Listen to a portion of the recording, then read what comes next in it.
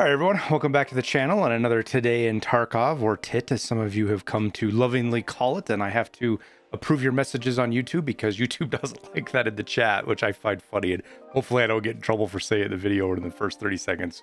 But who knows? Who cares? It's good fun anyways. We got a bunch of new stuff to talk about. There was a bunch of stuff that's happened over the weekend I haven't caught you guys up on. You might have watched other videos on it, so we'll skim over it pretty quick, but do enough so that everybody can get caught up.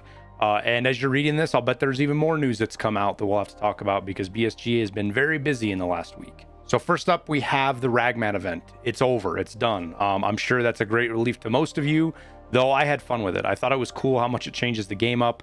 Knowing that it's not going to be permanent forever and just being able to try different tactics and different things. Saw tons of people running around without armor on and people using flesh rounds and people having to be clever with their barters and what they did for armor.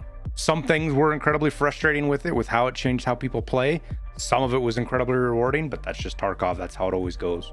So things are back to normal. We can move beyond it and we can talk about it in the past tense like we did the dehydration event and the great fuel shortage back earlier this year. So we'll start off with some catch up for those that aren't super plugged into the Tarkov news cycle or Twitter or whatever, or it may have just taken a break from the game and don't know what's going on. We now have daily tasks. These are 3 tasks that show up on random traders. Sometimes you can have 2. I've had up to 2. I haven't seen 3 on a single trader yet, but I guess maybe you could. I've had 2 on a single trader. Sometimes it's on 3 different traders. And they have random requirements, sort of random requirements, random rewards. They give tons of experience and cash pretty much across the board, at least at my level. It's like 50K, 45 to 55K experience. And they offer some juicy rewards up to it, including red key cards. I've seen some screenshots of folks having those as rewards for some of the harder tasks. They cycle every day, regardless of if you complete them or not. And they seem to have a tracking system, at least according to Nikita, that as you complete them, they get harder, or as you fail them, they get easier. And they also they depend on what level you are and stuff like that. So pretty cool system. They overhauled all of the quest system. It looks totally different now. So it's no longer familiar to most of us. When I first looked at it, I was confused as to what was going on and trying to get around it. Got to figure it out now. It's not hard. It's just different. Now, this system was supposed to come with 12.12, but Nikita pushed it forward. And you can listen to his words here as he explains it. We want to see how it will be exactly within the big amount of players. And logically speaking, it's kind of it will be better if we release this feature with the wipe, but it's not possible right now. So we decided to do it right here, right now, without any warning. We just released it to see how it will be. So yeah, he said the word wipe. So great, that whole thing's gonna start now. When's wipe? When's wipe? When's wipe? Is what it is. But to me, this says that 12.12 is actually getting delayed.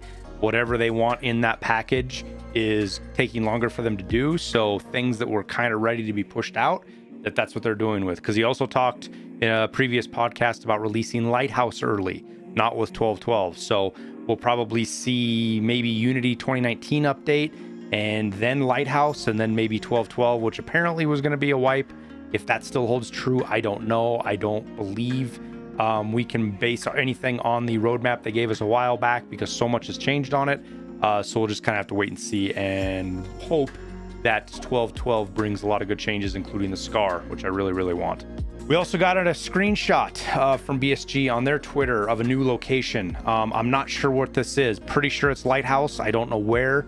Maybe it's the structure next to the lighthouse that we've seen in some of the screenshots, or a whole new building that we didn't even get a picture of beforehand.